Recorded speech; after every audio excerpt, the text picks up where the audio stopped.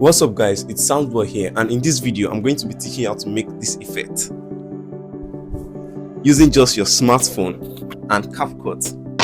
Record a video and pretend to go under something, then import it in Capcut. Click on text, type in what you want to show, change your font, increase it, make sure it's from the beginning of the clip to the end. Click on your project,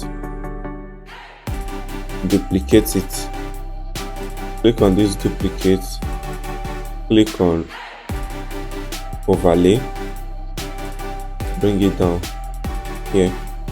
Then at this point where you completely go below the text, click on it, split and delete it. Click on the overlay, click on remove background, auto remove background, then you head over to